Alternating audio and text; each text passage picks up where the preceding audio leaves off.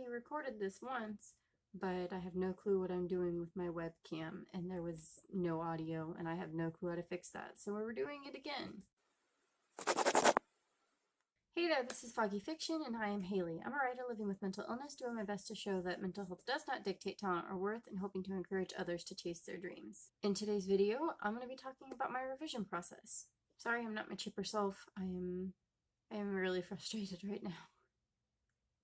Camp NaNoWriMo is coming up, and I'm picking up the story that I wrote for Nano last year. I am planning to add 10,000 words to it during my first round of revisions. Every writer does their process differently, so I thought it would be fun to give you all a little insight about what that process looks like for me, a writer living with mental illness. So first thing, when I'm done writing a draft, I set it aside.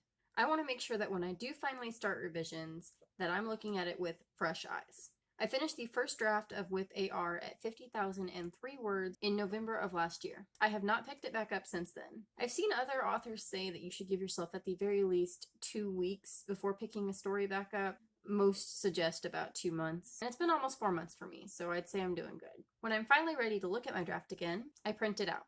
I printed on 2 sides this time because that was a lot of paper the first time. Being able to see it on paper forces my brain to look at it as if it's something new, adding to the fresh eyes that I'm viewing it with.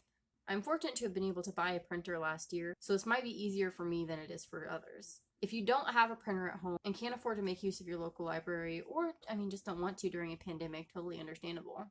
There are other ways to accomplish what I'm aiming for here, such as changing the font of your document or loading it into your e-reader. After printing it out, I read through it and make notes on the pages. I've read before that you should try not to do anything but read your draft the first time you go through it, that you should try to avoid taking notes or looking at it with an editor's eye, and just simply be a reader, which is probably very good advice, but not something I'm capable of doing.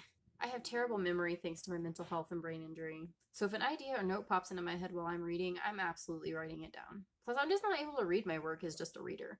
But I'm also not a person who can even watch TV without looking at it with a writer's brain, so, that's just me.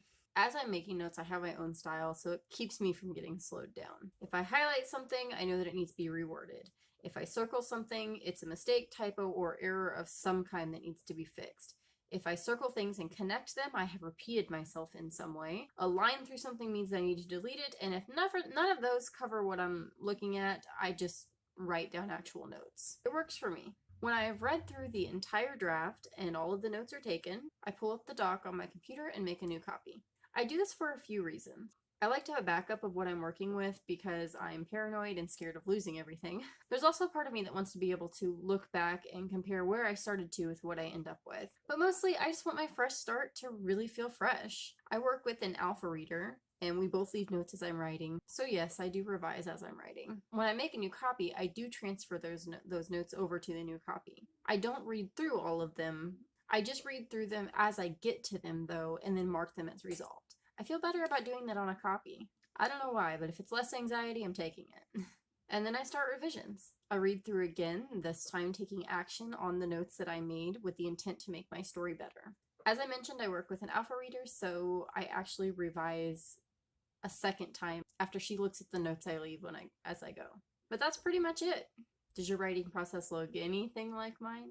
Am I leaving out steps that you take and couldn't function without? Let me know.